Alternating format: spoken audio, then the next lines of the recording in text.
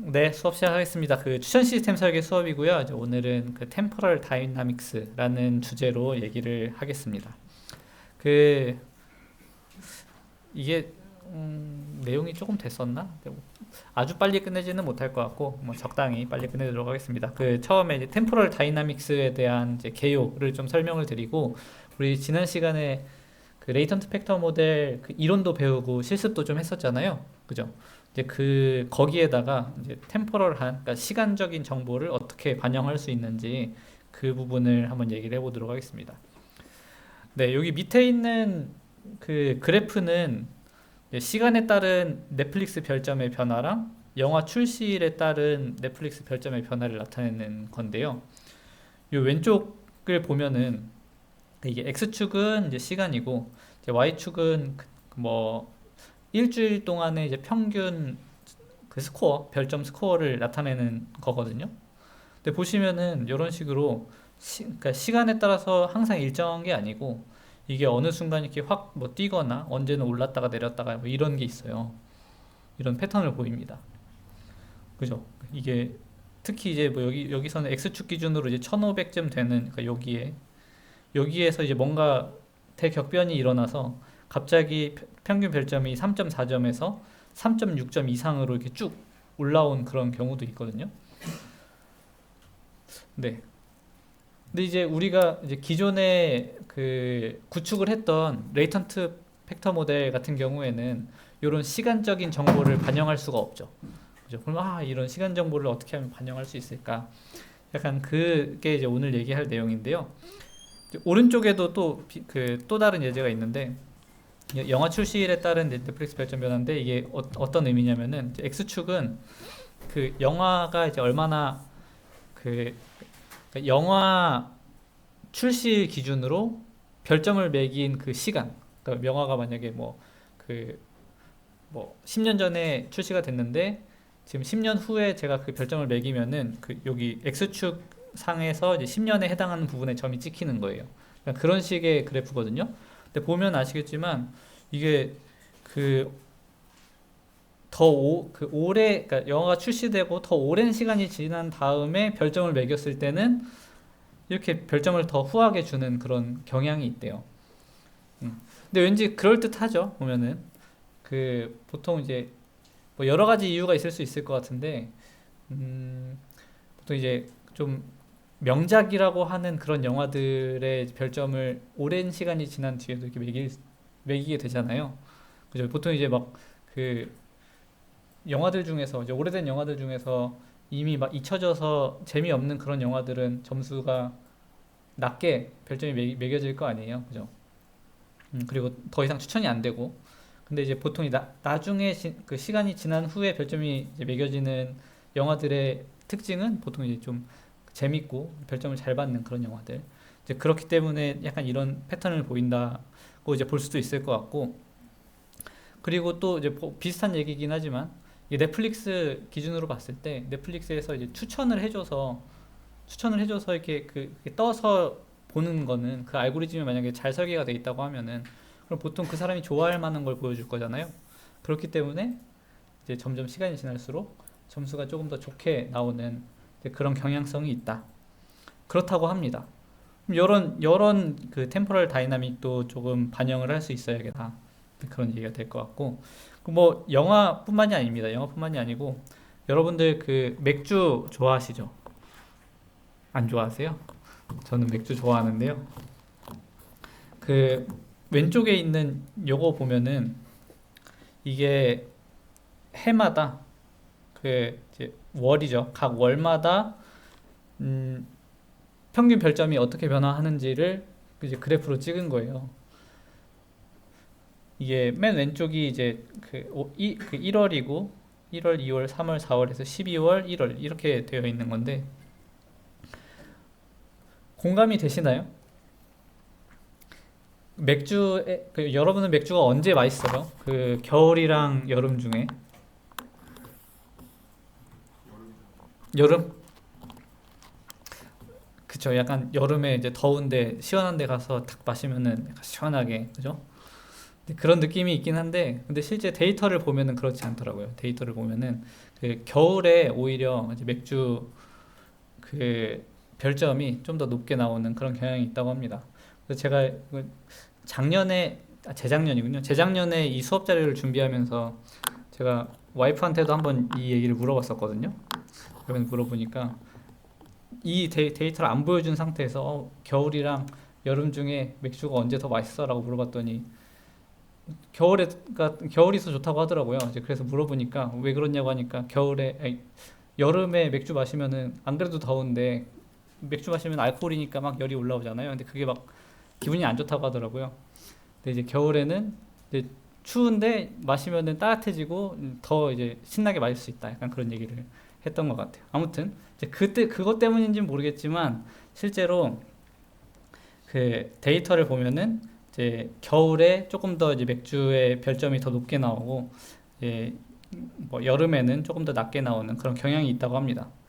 이런 이제 피리오딕한, 그러니까 주기적인 어떤 그 시간적인 패턴도 우리가 추천 시스템에 반영할 수 있으면 좋을 것 같고, 근데 요것도 있어요. 똑같이 이제 맥주 데이터인데, 음, 그 시간대별로 이제 0시부터 24시까지 쭉 시간을 봤을 때 언제 별점이 제일 좋은가 했더니 새벽 시간대에 별점이 제일 좋다고 합니다. 밤부터 새벽 시간대. 이거는 약간 그럴듯하죠. 공감이 되죠. 보통 이제 낮에 마시면, 근데 생각해보면 또 낮에 다른 사람들 다 일할 때 맥주 마시면 또 기분이 좋기는 한데, 네. 근데 아무튼 이제 데이터 상으로 봤을 때는 그 밤 시간, 새벽 시간대 이제 맥주를 마셨을 때 조금 더 별점이 높게 나온다. 약간 그런 그 통계 자료가 있고, 그리고 요거 그 세 번째 그래프는 그 날마다 그 맥주의 소비량이 있을 거 아니에요. 그 소비량 기준으로 소비가 많이 됐을 때, 적게 됐을 때의 이제 별점이 어떻게 변화하는지를 이제 본 건데, 근데 제가 이 데이터가 어떻게 수집된 건지는 잘 모르겠지만 약간 뭐 그런 이유도 있을 것 같아요. 이제 너무 사람들이 막 바글바글 모이게 되면은 그러면은 좀 밀집해서 좀 기분이 안 좋을 수도 있고, 아니면은 맥주의 생산량이 늘어남에 따라서 그 맛이 조금 변질될 수도 있고 약간 그런 느낌이 있잖아요. 이제 그런 직관으로 생각해 보면은 요것도 약간 말이 되는 것 같다. 아무튼 그 맥주 데이터를 봐도 그 시간에 따라서 그 그 템포럴 다이나믹에 따라서 그 약간 그 별점이 변화하는 이제 그런 모습을 보인다. 이제 그런 얘기를 드릴 수 있을 것 같습니다. 그럼 이 시간에 따라 이제 선호도가 변화하는 이유에는 이제 뭐가 있죠? 굉장히 다양한 이유가 있겠죠. 뭐 영화 쪽으로 예를 한번 들어보면은 뭐 넷플릭스의 경우에는 예를 들면 뭐 인터페이스가 변화해서 사람들이 원래는 별점을 좀 짜게 줬었는데 이제 그 너무 이제 높은 별점 주기 좋게 이렇게 만들어 놓으면은 별점을 더 잘 줄 거 아니에요. 실제로 여기 이 앞에서 보여드렸던 이 데이터 있잖아요. 여기서 요때 그 인터페이스도 변화하고 그 넷플릭스의 추천 알고리즘이 변화를 했대요. 그래서 이제 추천 알고리즘이 갑자기 추천을 잘해주고 인터페이스도 별점을 더 잘 주게 이렇게 만들어주다 보니까 이게 확 이렇게 뛰었다, 그런 얘기를 하더라고요. 네, 그래서 아무튼 이런 인터페이스의 변화, 그리고 앞에서 말씀드렸던 것처럼 뭐 오래된 영화에 조금 더 이제 후한 점수를 뭐 주는 그런 경향도 있고, 그리고 온라인 커뮤니티의 어떤 선호도 변화 이런 거에 따라서도 좀 많이 갈리는 것 같아요. 뭐 예를 들면은 요즘에는 뭐 인터넷 커뮤니티나 아니면은 뭐 인스타그램 이런 데 보면 최근에까지 뭐 그 왕가 사는 남자 영화 이게 엄청 많이 막 올라왔었잖아요. 뭐 1000만 넘었다, 1100만 넘었다, 1200만 넘었다 뭐 이런 식으로 계속 올라오면서 사람들이 거기에 막 반응을 하는데, 약간 그런 식으로 이제 어떤 그 주변 커뮤니티의 반응에 따라서 이 선호도가 시간에 따라 갈릴 수도 있다. 그죠? 이제 그런 게 있을 것 같습니다. 뭐 아니면은 여러분들이 이제 뭐 넷플릭스 같은 그런 시스템을 사용할 때 뭐 혼자 사용할 수도 있는데 이제 그 애인이나 아니면 뭐 가족들이랑 같이 사용할 수도 있잖아요.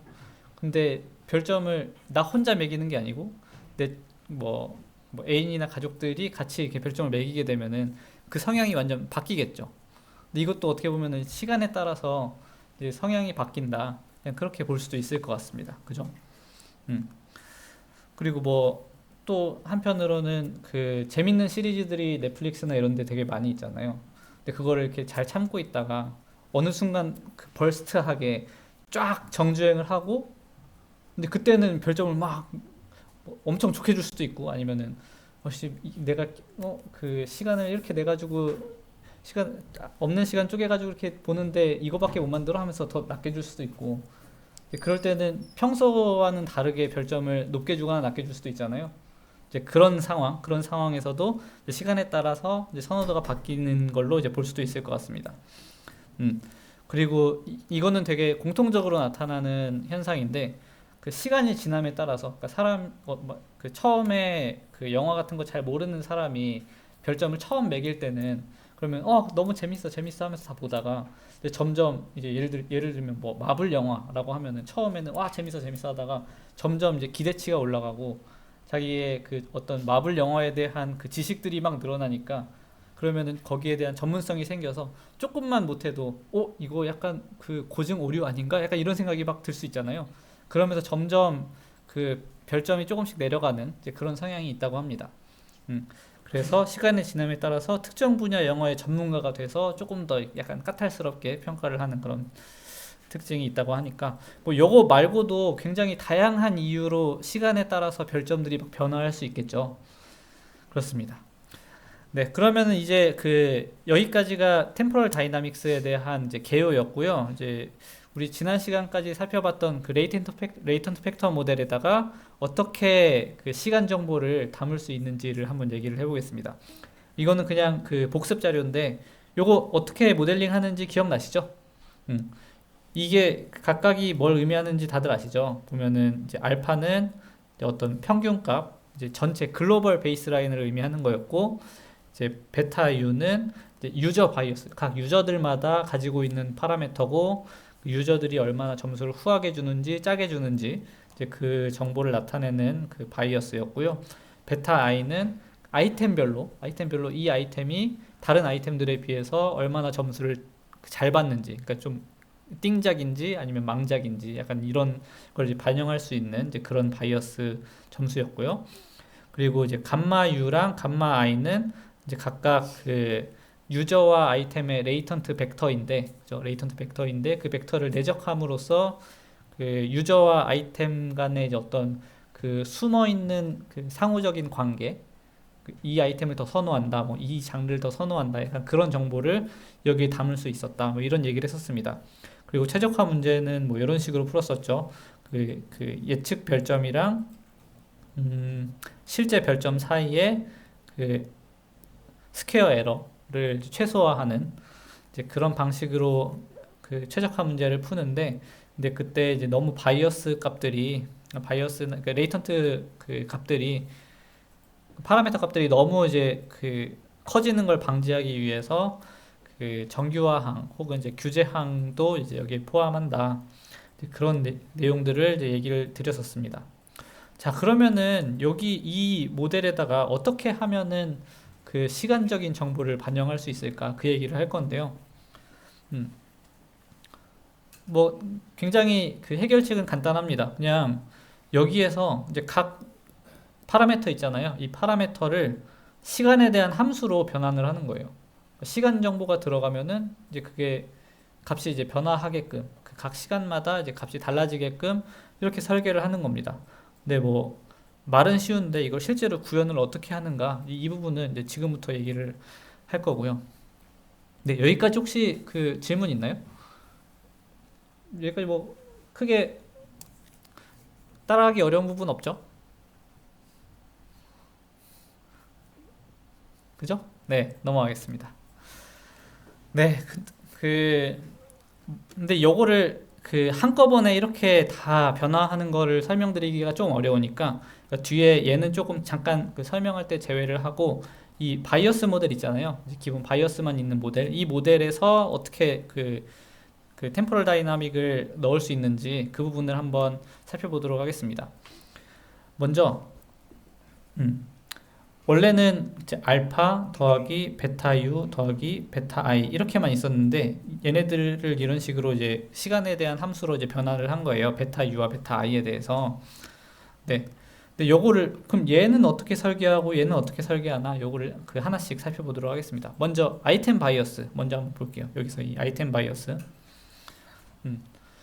그 여기서 얘기하는 방법은 그 이제 코렌이라는 사람이 작성한 이 Collaborative Filtering with Temporal Dynamics이라는 그 논문에서 나온 방법을 이제 설명을 드리는 거고, 이 사람이 그 이제 몇 년 전이죠? 2000 그게 9년이었나? 아무튼 뭐 10년도 더 전에 넷플릭스 프라이즈라는 그 행사가 한 번 있었어요. 그때 그 상금이 얼마였더라? 20, 100, 우리나라 돈으로 한 뭐 15억 정도 되는 그런 거였는데, 요 코렌이라는 사람이 있던 그 팀이 그 10억을 타갔습니다. 그, 그 사람이 우승할 때 우승하는데 이제 결정적으로 기여했던 그 방법들을 이제 논문으로 이렇게 그 출판을 한 건데, 이제 거기에 나온 내용이에요. 아무튼 그래서 이 코렌 논문에서는 이제 어떤 식으로 아이템 바이어스를 표현을 했냐면은, 지금 베타 IT 얘를 이런 식으로 설계를 했습니다. 여기서 이제 베타 I는 이제 우리가 알고 있는 그 아이템 바이어스고요. 얘는 데이터를 전체 데이터를 시간으로 쭉 펼쳤을 때 이거를 등분을 하는 거예요. 전체 시간이 이렇게 데이터가 시간이 뭐 t는 0부터 쭉 이렇게 있다고 했을 때 이게 시간이죠. 얘네들을 예를 들면 30등분을 하는 거예요. 여기서는 이런 식으로, 그리고 이렇게 점점점점 이런 식으로 이게 30등분을 하는 거예요. 그럼 시간마다 이 시간대마다 바이어스를 두는 겁니다. 이해되세요? 그러면은 이제 각 아이템마다 이 시간마다 이제 바이어스가 들어가니까, 그럼 아이템의 개수가 만약에 1000개라고 하면은 그 추가되는 파라미터의 수는 몇이 되는 거죠? 빈을 30개로 한다고 하면은 1000 곱하기 30개 되는 거 맞아요? 그죠? 3만 개의 파라미터를 추가를 해서 각 아이템별로 시간에 따라서 이제 어떻게 그 평가가 변화하는지를 이렇게 반영을 하는 겁니다. 요거 어떻게 생겼는지 이해되시죠? 요거 만약 구현하라고 하면 구현할 수 있겠어요? 여러분들 그 지난 시간에 그 실습했던 그 코드에다가 요거 이걸 비닝이라고 얘기하거든요. 빈을 만들어서 이제 거기다 이제 뭘 담는다, 약간 이런 느낌으로 이제 비닝이라고 하는데, 요거 이제 구현하라면 해볼 수 있겠죠. 예, 뭐 다음 시간에 실습으로 해보는 걸로. 네, 아무튼 그런 느낌입니다. 그래서 각 시간대별로 각 아이템들마다 이제 파라미터를 하나씩 만들어서 그 아이템의 그 시간대의 어떤 성향, 요거를 반영하는 거다, 이렇게 생각하면 좋을 것 같고요. 근데 요것뿐만이 아니고 우리가 그 어떤 주기성을 그 모델에 담고 싶을 수도 있잖아요. 월요일마다 뭔가 그 점수를 잘 준다, 아니면 뭐 일요일마다 잘 준다, 약간 이런, 앞에서 이제 맥주 예제를 통해서 봤던 것처럼 그런 경우에는 이런 식으로 바이어스를 더 추가를 해서 문제를 해결할 수가 있습니다. 요거는 뭐냐면은 약간 이 피리오드 t는 약간 이런 거예요. 그 t는 여기 t를 입력을 받아서, 예를 들면 t는 뭐 2004년 1월 뭐 3일 뭐 이런 식으로 1월 3일 뭐 시간까지 하면은 12시 35분 뭐 이런 식으로 들어갈 거 아니에요. 그럼 여기서 튀어나오는 값은 뭐 계절이라고 하면은 뭐 봄, 여름, 여름, 가을, 겨울 뭐 이런 식으로 나오는 거죠. 아니면 뭐 일주일이라고 하면은 이제 월, 화, 수, 목, 금, 토, 일이 이제 출력으로 나오는 거예요. 그러면은 그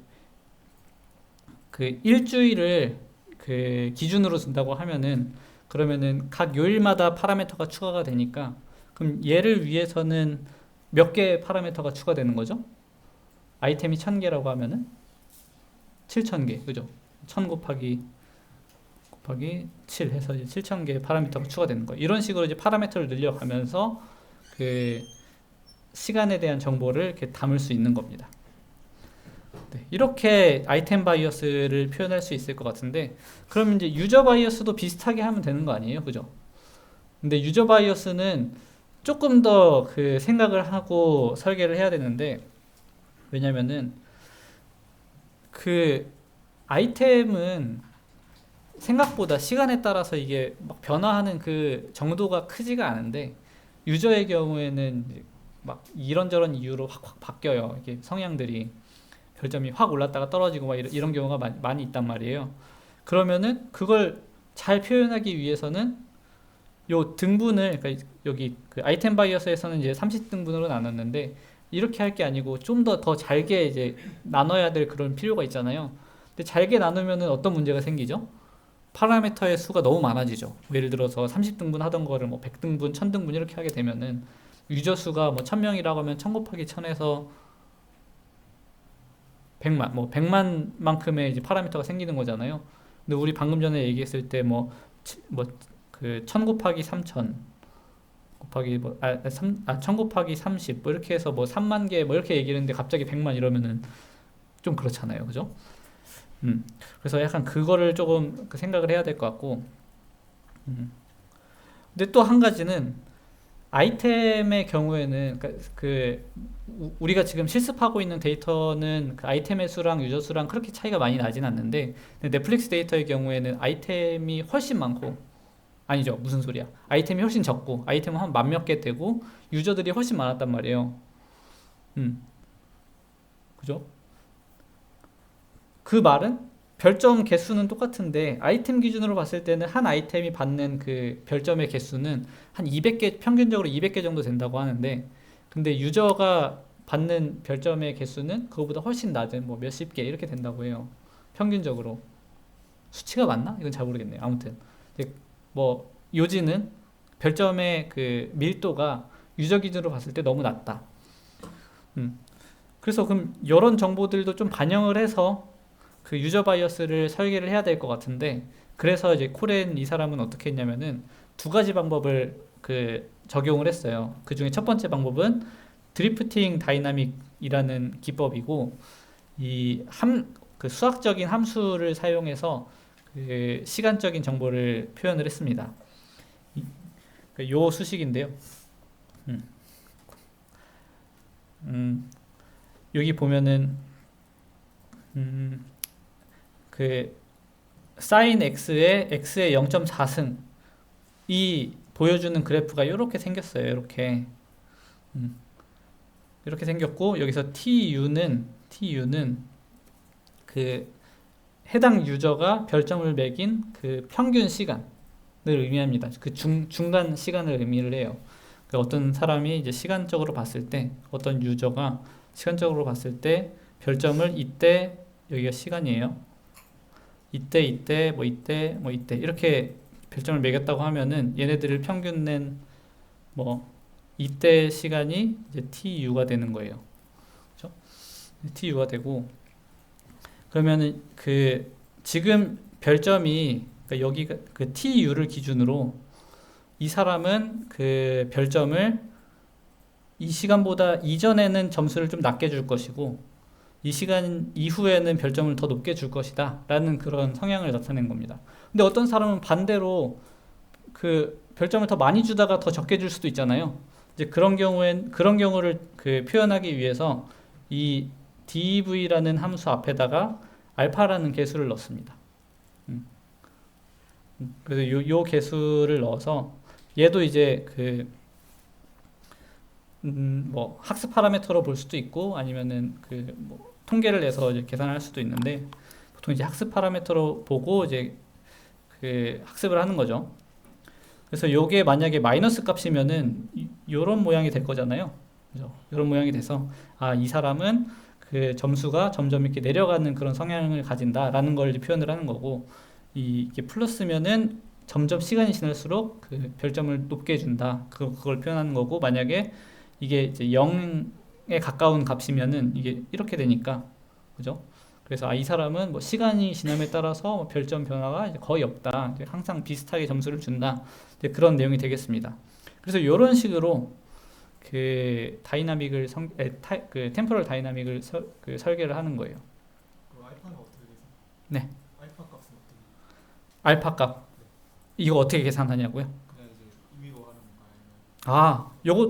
요것도 이제 학습 파라미터로 보는 거예요. 요것도 처음에는 뭐 그 초기화를 뭐 그 랜덤한 값으로 이렇게 초기화를 한 다음에 그 그레디언트 디센트 방식으로 학습을 하는 거죠. 네. 또 질문 있나요? 없어요? 네, 근데 이 방법의 장점은 파라미터 개수가 굉장히 적습니다. 몇 개의 파라미터가 추가되는 거죠, 여러분들? 이렇게 표현을 한다고 하면은 지금 요 수식에다가 지금 이 부분을 이걸로 이렇게 대체를 하는 거예요. 그러면 여기서 추가되는 파라미터는 뭐가 있죠? 이 알파 하나밖에 없잖아요.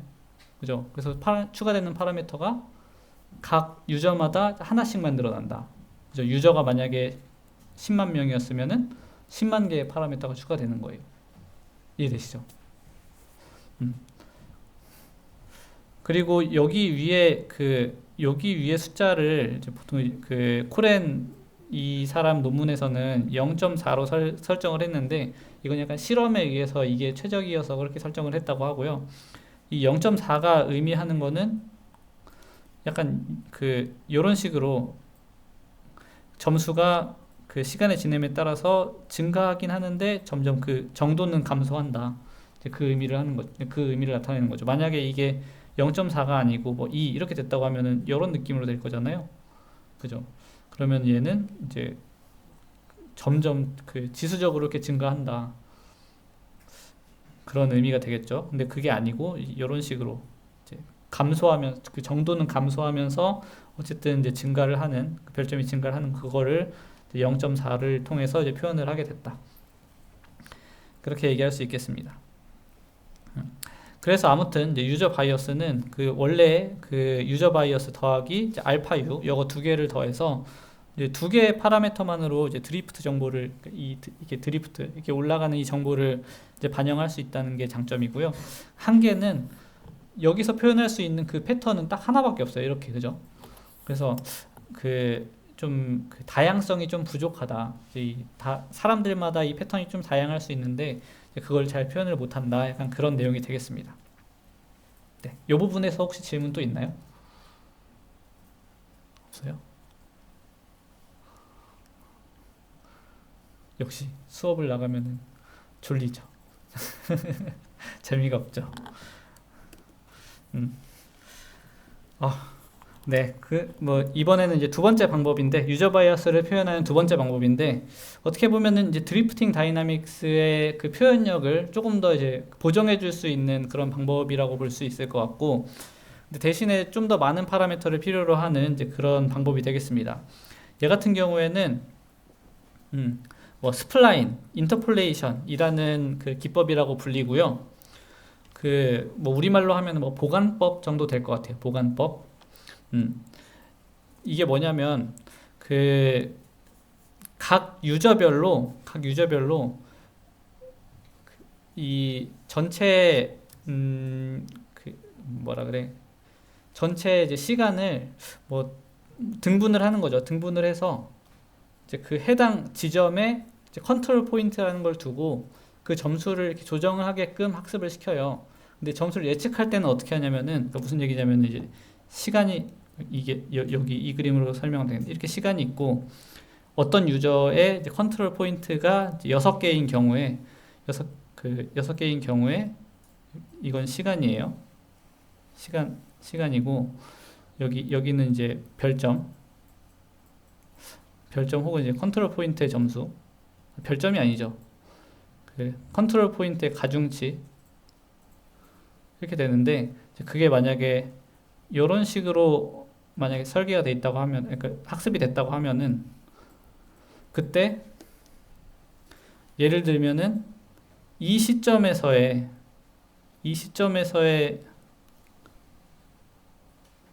그 유저의 템포럴 바이어스 이 부분은 어떻게 계산이 되냐면은 이 시점과 각 컨트롤 포인트의 거리 있잖아요. 거리를 그 기준으로 가중 평균을 하는 겁니다. 가중 평균을 하는데 근데 이제 이거를 익스포넨셜하게 반영을 하고 싶어서 익스포넨셜 함수를 쓰는 거예요. 무슨 얘기냐면은 얘랑 가까운 애들은 이 점수에 더 많이 반영이 되고 여기 좀 더 멀리 있는 애들은 멀면 멀수록 거의 이 점수에 이제 반영이 안 되는 거예요. 요거 이해되시나요? 그럼 요거는 이제 익스포넨셜 함수는 약간 그 계산하기가 어려우니까 우리 예를 들어서 뭐 이런 식으로 다시 이 부분을 이렇게 리니어하게 한번 바꿔 볼게요. 예를 들면은 10 참고로 2의 마이너스 뭐 감마의 x 얘를 그래프로 그리면은 어떻게 그림이 그려지냐면은 이런 느낌으로 그려지거든요. 이렇게. 여기가 1이고 이렇게 되죠. 이렇게 이런 식으로. 그죠? 이런 식으로 이제 그려지는데 요거는 계산이 좀 어려우니까 뭐 10하고 이렇게 리니어하게 이런 함수로 한번 바꿔서 해볼게요. 그러면은 얘가 어떤 식으로 수식이 세워질 수 있냐면은 10 빼기 t 빼기 tl l의 u에 b tl의 u 이렇게 하고 그죠? 여기는 똑같이 얘랑 똑같이 10 빼기 t 빼기 tl의 u 뭐 이런 식으로 할 수 있을 것 같아요. 그죠? 그러면은 요걸 토대로 우리가 한번 그 계산을 하나 해보면은 예를 들어서 어떤 유저의 그 컨트롤 포인트의 개수가 3개고 이제 그게 시간대별로 뭐 0, 뭐 3, 1, 2, 3, 4, 6 이렇게 있고 여기에 컨트롤 포인트의 점수가 예를 들어서 여기는 뭐 1, 여기 4, 뭐 3 이렇게 돼 있다고 한번 가정을 해봅시다. 그러면은 어떤 시간 t는 뭐 예를 들어서 뭐 5라고 가정을 하면은 그때 요거 계산해 보면은 몇이 나오죠? 이거 한번 계산해 볼 수 있겠어요? 몇이 나오죠? 여기까지의 거리는 1이고 그죠? 여기까지 거리는 2고 여기까지의 거리는 5잖아요. 그죠? 그러면은 그 거리 짧은 거 먼저 하면은 3 곱하기 1 더하기 4 곱하기 2 더하기 얘가 점수면 1 곱하기 5 나누기 1 더하기 2 더하기 5 이렇게 하는 거 맞나요? 그럼 얘가 8분의 3 더하기 8 더하기 5니까 16 해서 이제 2가 되는 거죠. 그죠? 그래서 이 부분이 그러면 2가 되는 거예요. 이런 식으로 계산이 되는 방식입니다. 이해되세요? 네. 그리고 요거는 각 유저들마다 이 컨트롤 포인트의 개수가 달라요. 각 유저들마다 다르고 이 코렌 이 사람은 어떻게 설계를 했었냐면은 각 유저가 매긴 그 별점의 개수를 이제 nu라고 했을 때 그것의 0.25승만큼을 이제 컨트롤 포인트의 개수라고 했다고 합니다. 그러면은 예를 들어서 어떤 유저가 16개를 매겼다고 하면은 그러면은 컨트롤 포인트의 개수가 2가 되는 거죠. 이해되시죠? 네, 그런 식으로 설계를 했대요. 그래서 이제 별점이 더 많은 사람들은 더 잘 표현을 할 수가 있는 거죠. 이렇게 컨트롤 포인트가 많으니까. 그래서 이제 장점은 우리 앞에서 봤던 이제 드리프팅 다이나믹스에 비해서 조금 더 유연하고 이제 풍부한 시간 정보를 이제 반영할 수 있다. 이제 그런 내용이 있겠고, 근데 한계는 이제 갑자기 어느 날 딱 뭐 예를 들어서 크리스마스 이럴 때 뭐 나홀로 집에 별점이 갑자기 떡상하는 뭐 이런 일이 발생할 수 있잖아요. 이제 그런 템포럴 다이나믹스는 반영하지 못한다. 이제 그런 한계가 있겠습니다. 여기까지 문제 없죠? 네. 그리고 뭐 이런 거는 이런 거 이제 계산하는 이런 문제는 뭐 여러분들 시험 같은 데 내기가 너무 좋겠죠. 네, 여러분들 퀴즈에도 넣어놨습니다. 퀴즈 잘 풀어주세요. 네. 잘 이해하고 이제 풀면은 그렇게 어렵지 않으니까 그냥 풀어보시면 좋을 것 같고. 그래서 이제 앞에서 방법 1이랑 방법 2 둘 다 이제 갑작스러운 변화는 이제 감지하기가 이제 어려우니까 이제 그거를 또 반영하기 위해서 이 코렌이라는 사람이 어떻게 했냐면은 per day 유저 바이어스를 추가를 했어요. 그 날마다 바이어스가 하나씩 있는 거예요. 근데 잘 생각해 보면 유저가 예를 들어 10만 명이고 날이 그 전체 기간이 그 넷플릭스 데이터의 기간이 한 6년 정도 되거든요. 곱하기 6년 하면은 365일 곱하기 6년 이렇게 하면은 몇이죠? 대충 400이라고 치고 2400에 10만 100만 1000만 억 2억 개 정도 되는 파라미터가 필요하잖아요. 말이 안 되죠? 그럼 근데 잘 생각해 보니까 그 이쿠렌이라는 사람이 되게 똑똑하게 설계를 했는데 이 넷플릭스 데이터에서 사용자별 평가 날짜 수의 평균을 재보니까 40이었대요. 이게 무슨 말인지 이해되세요? 그러니까 사실 이제 그 유저가 별점을 이렇게 매기잖아요. 별점을 이렇게 매기는 그 날짜 수가 다 해봤자 40일 정도밖에 안 되는 거예요. 각 유저마다. 그러니까 전체 6년 중에서 40일 정도만 실제로 별점을 매긴 거죠. 그러면은 전체를 다 할 필요는 없고 그 실제로 해당 그 유저가 별점을 매긴 날에만 바이어스를 추가하면 되는 거예요. 스팔스하게. 네. 그죠? 그러면은 그 파라미터 개수가 확 줄죠. 이게 아니고 곱하기 40일 이렇게 하면은 한 400만 개 정도만 하면 되잖아요. 물론 이것도 좀 많긴 하죠. 많긴 한데 조금 전에 봤던 뭐 몇 억보다는 훨씬 적으니까 리즈너블한 그런 정도의 숫자가 되는 거죠. 그리고 얘 그 조금 더 중요한 특징은 뭐냐면은 그러니까 사실 전체적인 평균적으로 이 사람이 주는 어떤 패턴이 있을 텐데 그 패턴과는 조금 상이하게 이상하게 점수를 많이 주거나 점수를 이제 짜게 주거나 이런 경우를 그 이 퍼데이 바이어스를 통해서 반영을 하는 거잖아요. 그죠? 그럼 얘는 사실은 그 별점을 예측하는 관점에서 봤을 때는 이건 아웃라이어거든요.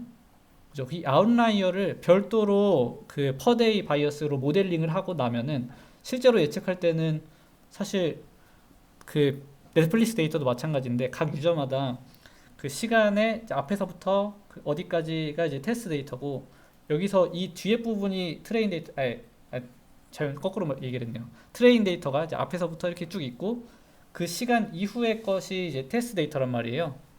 그러면은 사실 이제 퍼데이 바이어스는 사용이 안 되는 거죠. 예측할 때는 쓸 수가 없잖아요. 왜냐면 이제 한 유저의 기준으로 봤을 때 유저의 그 시간 기준으로 봤을 때 이 사람이 별점을 이렇게 막 매길 거 아니에요. 별점을 이렇게 매겼어요. 근데 어느 시점 이후의 것이 이제 테스트 데이터고 여기는 이제 트레인 데이터란 말이에요. 근데 아이고 어디 갔어? 근데 그 퍼데이 바이어스는 그러면 요런 날짜들에만 그 퍼데이 바이어스가 있을 거 아니에요. 그럼 여기 예측할 때는 실제는 없잖아요. 그럼 이거 무쓸모인 거 아닌가? 라고 생각할 수가 있는데 그게 아니고 이 전체 이 사람이 보통 평균적으로 주는 그 별점보다 너무 높게 혹은 너무 낮게 그 주는 애들을 아예 퍼데이 아이고 자꾸 넘어가. 예, 퍼데이 바이어스로 이제 빼버리니까 그러면은 이 사람의 평균적인 그런 별점 주는 성향은 그 나머지 파라미터들에 다 이렇게 골고루 들어가게 되는 거예요. 요게 무슨 얘기인지 이해가 되시나요? 그 이상하게 갑자기 별점을 많이 주는 그런 날들을 일부러 제외를 시키는 거예요. 근데 데이터를 아예 제외를 시키는 게 아니고 그날 이상하게 높게 이제 반영되는 거를 이제 바이어스에다가 이제 넣어주는 거죠. 이제 이걸 예를 들어서 어떤 영화를 어떤 사람이 그 평소 같았으면은 3.5점을 줄 그럴 이제 영화가 있었다고 한번 가정을 해봅시다. 그런데 어느 날 갑자기 맛있는 걸 먹어가지고 기분이 너무 좋은 거예요. 그날 막 그 랍스타 먹었어. 랍스타 먹고 갑자기 딱 그 영화를 봤더니 노트북 영화를 딱 봤어요. 너무 감동적이야. 5점 이렇게 준 거예요.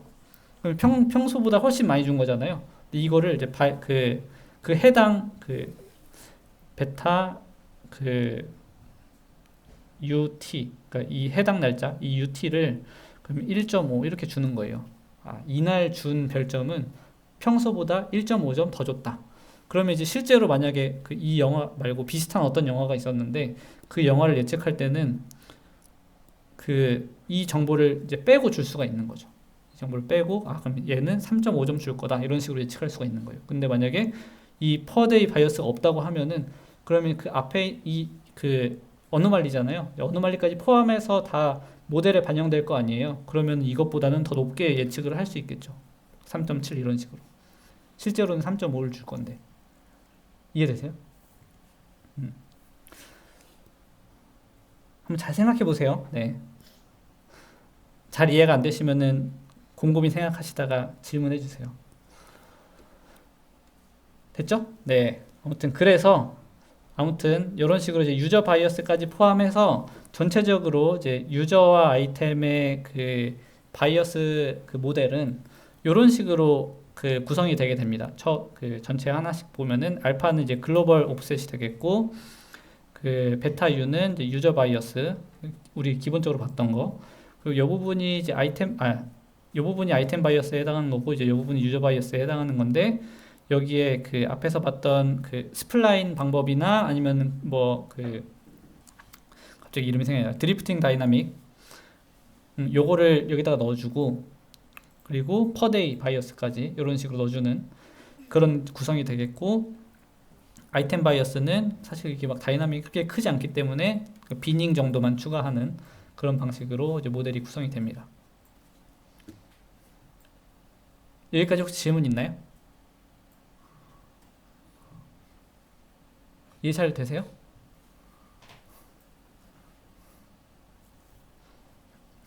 이해 잘 되는 거 맞나? 갑자기 조용해졌는데. 네. 그리고 이제 추가적으로 그 적용이 가능한 내용들도 조금 얘기를 할 건데, 근데 사실은 그 우리가 이미 레이트 팩터 모델 그 설계를 할 때 그 예상 별점은 알파 더하기 베타 U 더하기 베타 I 더하기 감마 U 곱하기 감마 I 이렇게 해서 아이템과 유저들의 어떤 상관관계는 이 감마를 통해서 반영을 했었잖아요. 근데 이제 여기서는 이제 그 이 감마 I, U 감마 I가 없다고 가정을 했을 때 이때는 또 마찬가지로 그럼 유저가 항상 그 아이템에 그 일관되게 별점을 주는 게 아니고 어떤 아이템 더 좋아하고 어떤 아이템 더 안 좋아할 텐데 그걸 어떻게 반영할 수 있을까? 이때 2009년이기 때문에 그 방법들을 이제 여러 가지 방식으로 막 고안하던 그런 때였거든요. 근데 이때 이 사람은 또 어떻게 했냐면은 이 앞에서 얘기할 때는 그냥 아이템 바이어스를 이런 식으로 그냥 더해주기만 했었는데 그게 아니고 이 각 아이템의 그 별점을 주는 그 정도를 그러니까 아이템 바이어스가 그 영향을 미치는 그 정도를 각 유저들마다 그리고 시간마다 조금 다르게 그 상호관계가 좀 반영이 될 수 있게끔 설계를 해야겠다 이런 식으로 생각을 했었나 봐요. 그래서 CUT라는 애를 도입을 했습니다. 얘는 어떻게 생겼냐면은 그냥 CU 더하기 CUT 그러니까 이거는 이제 퍼데이 바이어스가 들어가는 거죠. 이런 식으로 설계를 했대요.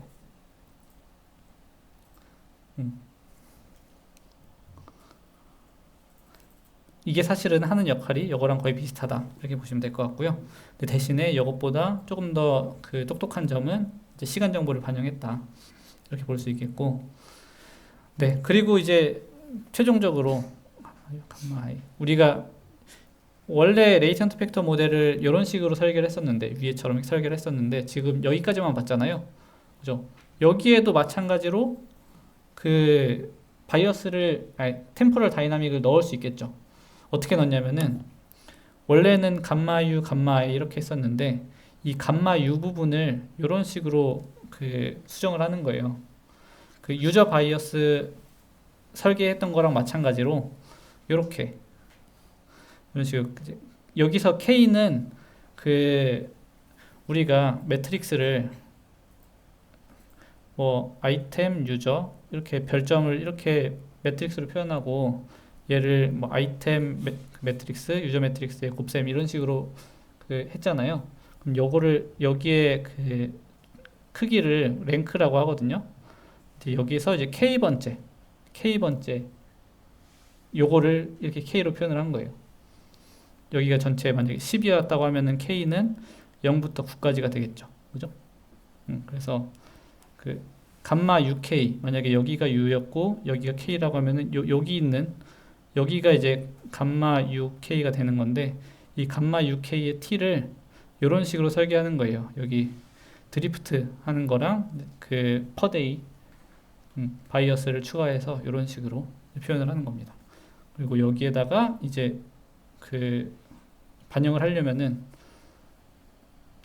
알파 더하기 뭐 여기 앞에 있는 부분 쭉 넣고 뭐 얘는 이제 뭐 제외해도 상관없을 것 같고 여기 있는 부분을 쭉 넣고 그 다음에 원래는 감마 U, 감마 I 이렇게 했었는데 그게 아니고 이제 감마 U T 곱하기 감마 I 이런 식으로 되는 거죠. 이제 감마 UT에서 이제 각각의 K에 이런 식으로 값이 들어간다. 이해되시죠? 네. 그래서 실제로 이게 얼마나 그 영향력이 있었는지를 좀 보여드리는 그 실험 결과인데 요 플레인에 해당하는 건 뭐냐면은 그 예측 별점을 감마 U, 감마 I 이런 식으로만 모델링을 해서 그냥 굉장히 그 바이어스도 없이 굉장히 이제 플레인하게 설계를 한 모델이에요. 그렇게 했을 때 여기 위에 있는 숫자들은 이제 파라미터의 수를 의미하는 거고요. 밀리언 오브 파라미터 수를 의미하는 거고 파라미터 수가 증가할 때마다 이제 RMSA 값이 이만큼 떨어진다라는 걸 보인 거고 여기 이 보라색 요거는 뭐냐면은 여기 이제 바이어스를 추가한 거예요. 얘는 알파 더하기 베타 U 더하기 베타 I 더하기 감마 U 곱하기 감마 I 이렇게 요 모델로 했을 때 이렇게 떨어졌다.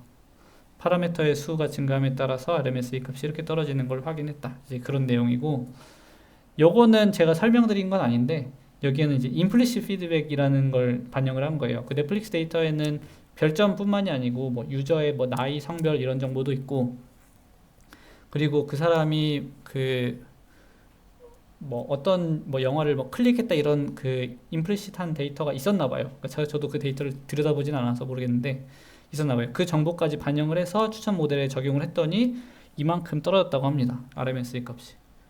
근데 여기에다가 이제 템포럴 다이나믹 버전 1이랑 2를 추가를 했더니 그러니까 얘는 그 드리프팅 다이나믹스고 얘는 그 스플라인 적용한 거거든요. 실제로 보시면 아시겠지만 스플라인 적용했을 때 파라미터 수가 훨씬 많이 늘어나죠. 그래서 이런 식으로 RMSA 값이 많이 떨어졌다. 다이나믹을 적용했을 때 여기에다가 얘네들은 템포럴 다이나믹 그 유저랑 아이템의 템포럴 다이나믹 비닝이랑 뭐 드리프팅 뭐 스플라인 얘네들을 적용한 거다. 퍼데이까지 그렇게 되겠습니다. 네, 그래서 이제 넷플릭스 프라이즈에서의 이제 코렌이라는 사람이 설계한 사례를 조금 여러분들께 들려드렸는데요.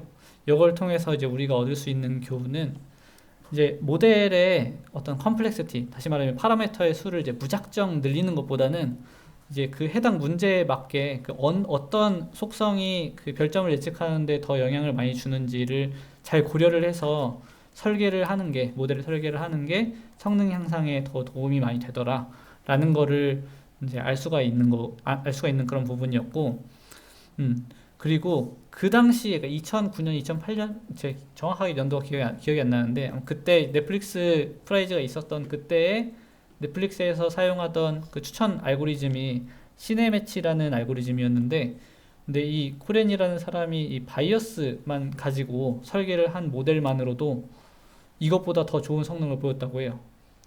이제 RMSA 기준으로 봤을 때. 근데 핵심적인 아이디어는 그냥 바이어스에다가 시간 정보를 얻는 거였거든요. 시간 정보를 얹었더니 성능이 갑자기 확 뛰더라. 이제 최종적으로는 원래 넷플릭스 프라이즈 대비 10% 이상 성능이 향상됐다고 하거든요. 그래서 시간 정보 반영이 그만큼 중요했다. 추천 시스템에. 근데 반면에 이 알고리즘이 실제로 지금의 넷플릭스 시스템에 도입이 됐는가 하면은 그렇진 않습니다. 그 이유가 이 모델이 사실 그 설명드린 것뿐만이 아니고 그 대회에서 우승했던 그 모델은 뭐 이런저런 알고리즘까지 섞어가지고 앙상블해서 만들었다고 하거든요. 앙상블에서 만들었는데 이제 그러다 보니까 이제 새로 유저가 추가됐을 때, 새로 아이템이 추가됐을 때 그걸 대응을 할 수가 없는 거예요. 그 모델을 계속 다시 학습시켜야 되고 하는데 그게 잘 안 돼서 그 알고리즘에 반영되지 못했고, 그리고 그 어떤 대외 관점으로도 봤을 때 그 넷플릭스처럼 이렇게 별점을 이렇게 주는 이런 특정한 데이터셋이 아니면은 이런 알고리즘은 이제 사용하기가 어렵다. 그죠? 여기에 막 시간도 주고 이제 데이터마다 특징이 다를 수 있는데 이제 그 특징들마다 이제 새로 설계를 해야 된다. 약간 그런 내용이 되겠습니다. 그리고 이제 몇몇 아이디어, 이게 뭐 여기서는 콕 집어서 이제 퍼데이 유저 바이어스가 되겠는데, 이 퍼데이 유저 바이어스는 일단 높은 데이터 밀도를 전제로 해요. 그러니까 각 특정 날에 별점이 많이 찍혀 있을 것이다 라는 거를 가정을 하거든요. 그래야 성능이 좀 잘 나오는데, 그래서 이제 현실적으로는 맞지 않을 수 있다. 이제 어떤 데이터의 경우에는 굉장히 스팔스해서 이게 적용이 불가능할 수도 있다. 뭐 그런 내용이 되겠습니다. 네, 여기까지고요. 그 여러분들 이제 제가 이제 상품도 하겠다고 공지를 했고, 여러분들 대회에서 1등 하시려면은 한번 구현을 잘 해보셔야겠네요. 그죠? 근데 여기에 이제 바로 적용하기가 조금 어려운 거는, 저희 그 하고 있는 대회에는 트레인 데이터에는 그 날짜 타임스탬프가 있거든요. 데이트가 있는데 테스트 데이터에는 타임스탬프가 없어요. 그래서 그 부분은 좀 고려해서 여러분들이 설계를 해야 될 것 같고, 그리고 넷플릭스 데이터랑 마찬가지로 그 데이터를 만들 때 각 유저별로 그 시간을 잘랐거든요. 그 부분도 고려해서 설계를 하시면 좋을 것 같습니다. 네, 여기까지고요. 혹시 질문 있나요?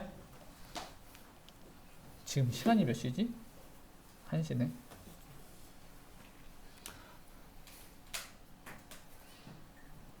눈으로 욕하지 마요. 네. 네.